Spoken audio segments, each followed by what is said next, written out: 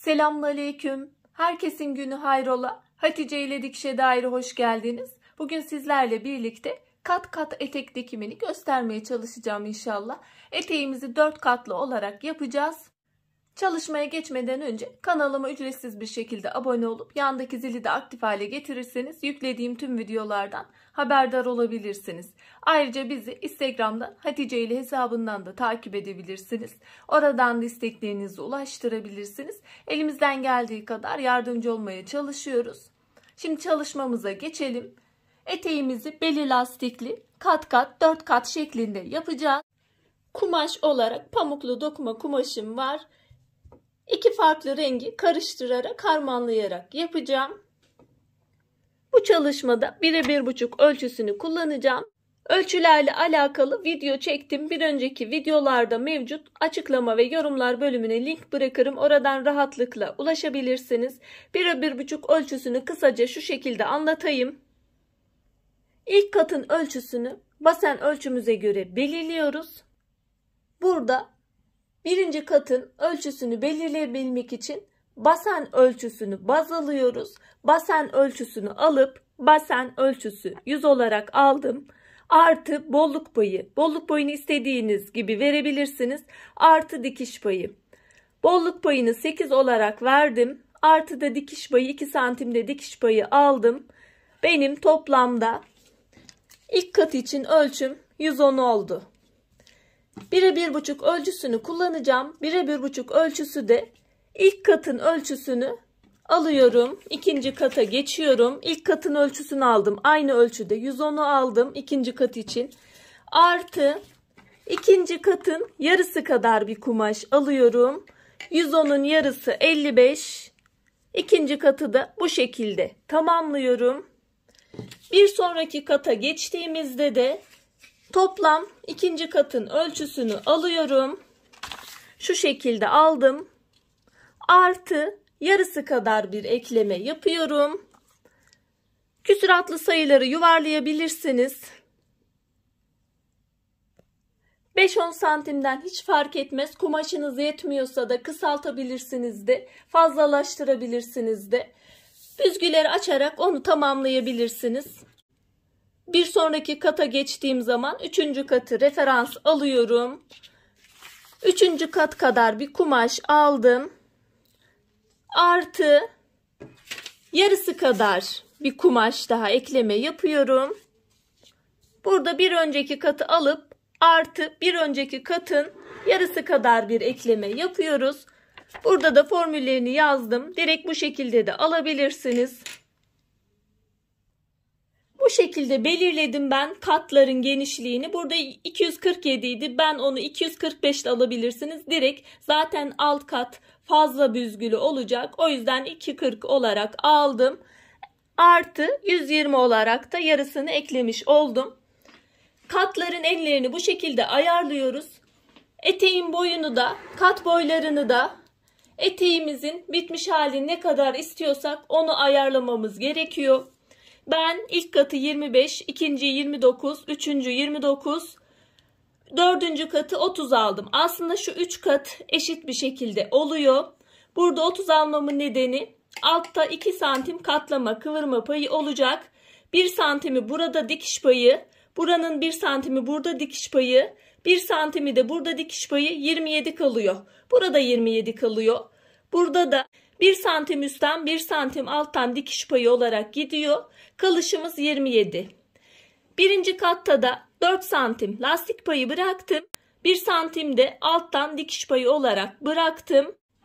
Normalde etek boyunuzu alacaksınız ve böleceksiniz. İlk katı sabit 25-30 olarak alın.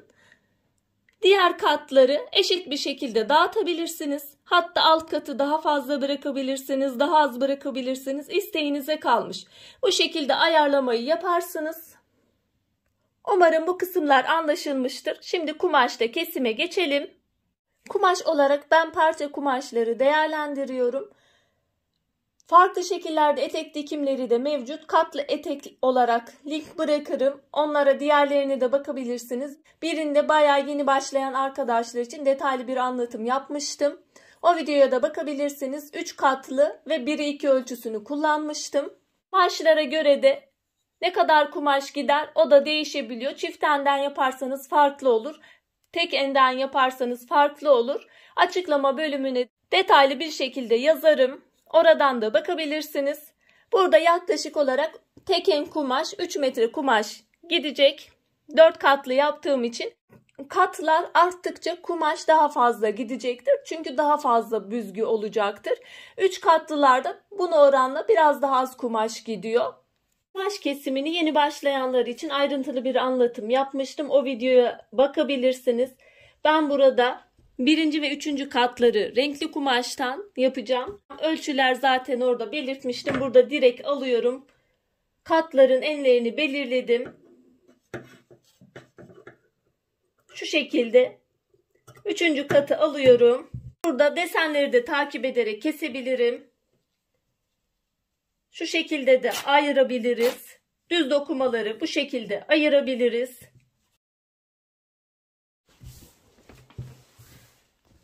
Üçüncü katın kumaşlarını aldım. 1. katın ölçüsünü de alıyorum. En olarak 110'du benim.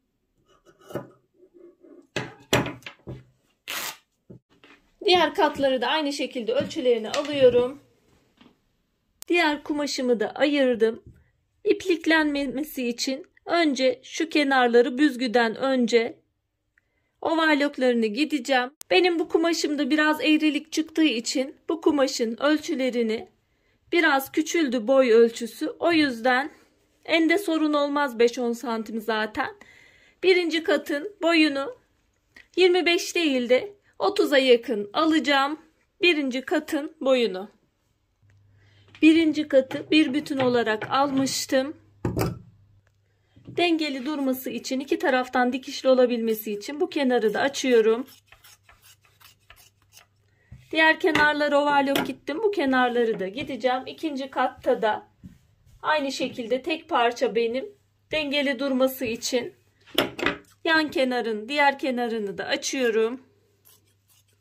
1. kat, 2. kat büzgüler yapılacak. 3. kat 2 parça halinde zaten çıkarmıştım. O yüzden iki tarafı dikişli olacak. Ayırmama gerek yok. Bu da 3. kat. Büzgüler yapılınca birbirine ayar olacak, eşit olacak. 4. katta aynı şekilde olacak. Büzgü işlemine geçeceğiz. Normalde iki şekilde yapabiliriz. Şu 1. katı zaten büzgü olmayacak. 2. katın 2 yan dikişini de kapatıp büzgüsünü yapabiliriz. Bir de yan kenarları kapatmadan direkt büzgülerini yapacağım. Katları ekledikten sonra 2 yan kenarı sonra kapatacağım. Önce büzgü işlemine geçelim. Büzgü yapabilmek için tansiyon ayarını 9'a alıyoruz. Dikiş adım uzunluğunu da seyrek dikişi alıyoruz. Benim makinamda 4,5 yukarı çıktım. Yani seyrek bir dikiş yapacağız. Büzgülerle alakalı video çektim. Onun linkini bırakacağım. Orada farklı şekillerde büzgü de yapabilirsiniz. O videoya bakarsınız. Oradan detaylı bir şekilde açıklamalı. Bu kamera açısından da gösteriyorum. Makine kendiliğinden büzüyor. Büzgülerin ayarını sonra değiştirebiliriz de. Böylelikle bütün katların büzgülerini yapacağım. Ekleme kısmına geçmiş olacağız. Ayrıca şunu da belirteyim. Büzgü yaparken ilk ipliği uzun bırakıyoruz ve pekiştirmiyoruz. Başta ve sonda. Büzgü ayarını da şu şekilde ayarlıyoruz. 1. kat, 1. kata büzgü yapmıyoruz. 1. katın alt tarafına, alt tarafın ölçüsüne göre 2. katın bir sonraki katın büzgü ayarını ayarlıyoruz. Benim şöyle makinam çok hafif bir açmam gerekiyor. Burada benim gibi büzgü ayarı yani biraz 2. katın kumaşı kısa gelirse büzgüyü hafif şu şekilde açabilirsiniz. Şu şekilde sıkıştırılabilir. açılabilirdi.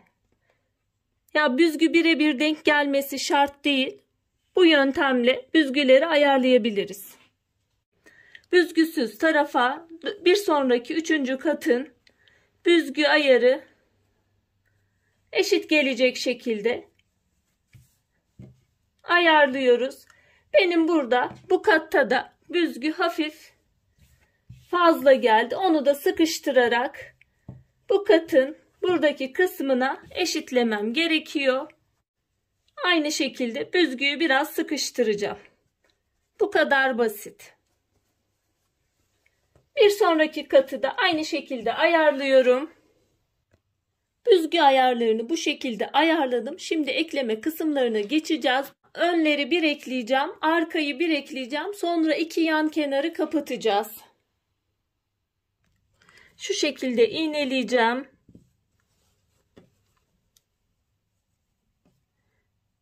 Burada dikkat etmemiz gereken kısım, dikerken büzgülü kısmın üstte kalması.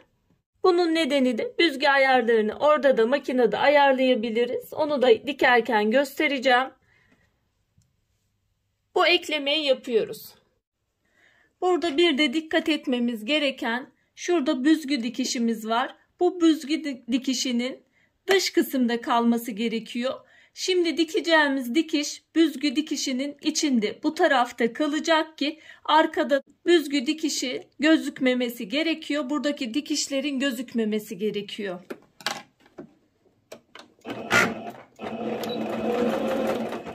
Pekiştiriyorum. Şöyle bir aparatla da büzgüleri düzelterek gidebiliriz.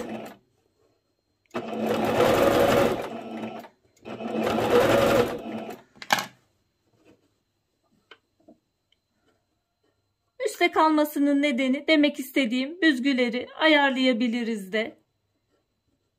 Dağılımını ve büzgülerin düzgün bir şekilde dikilmesini sağlıyoruz. Üste büzgü kısmını bırakarak bu şekilde dikiyorum. Diğer katları da aynı şekilde ekleyeceğim.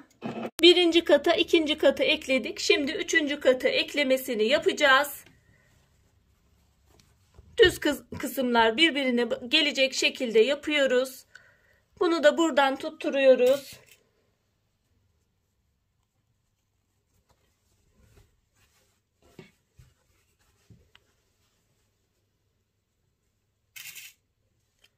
Aynı yöntemi kullanarak kalan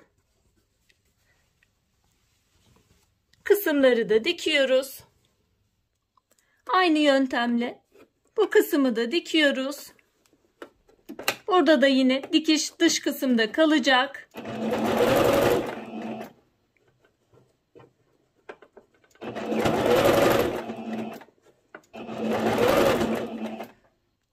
Bütün katları bu şekilde ekleyeceğim, arkalı önlü şekilde ve sonra yan kenarların eklemesine geçeceğiz. Katların eklemesini bitirdim. Birinci kat, ikinci kat, 3. ve 4. kat bitti. Diğer kenarı da aynı şekilde yaptım. Yüzü yüzüne bakacak şekilde yerleştiriyorum. Şurada dikişi dikişe denk getiriyoruz. Bütün dikişlerde olduğu gibi.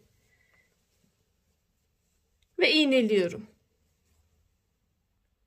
2 yan kenarı dikiyoruz. Buraların ilk başta overlocklarını gittiğim için sonradan overlock gitmedim. İsterseniz tekrar ikisini bir de gidebilirsiniz. Ama ilk baştan gittiğim için o kısımları gitmedim. Şimdi yan dikişleri yapıyoruz.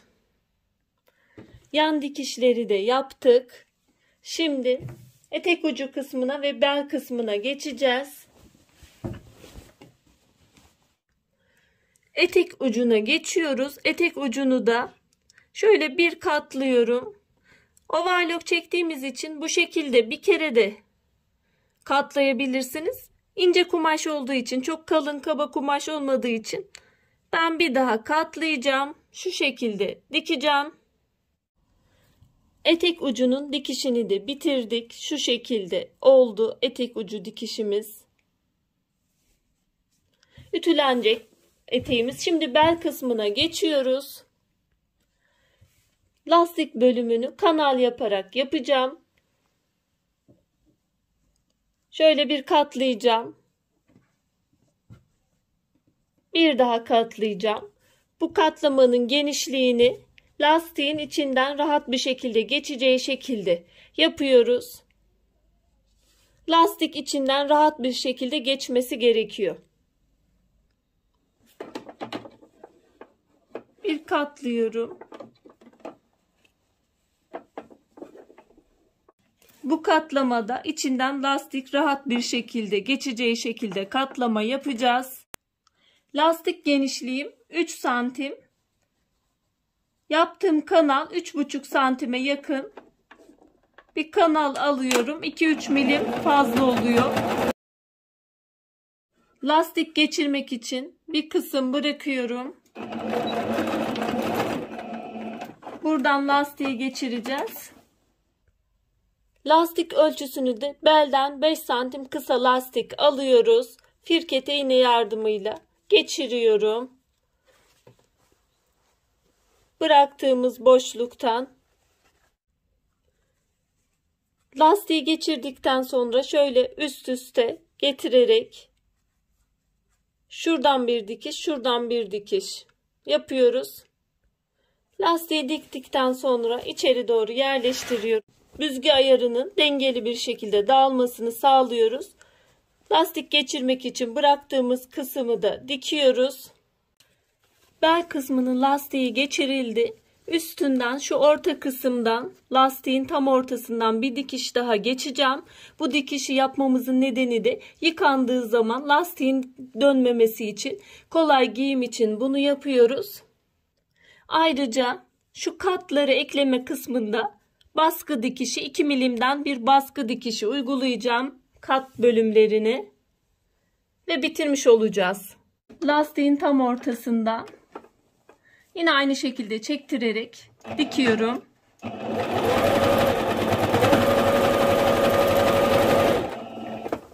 Bu şekilde devam edip bitiriyorum.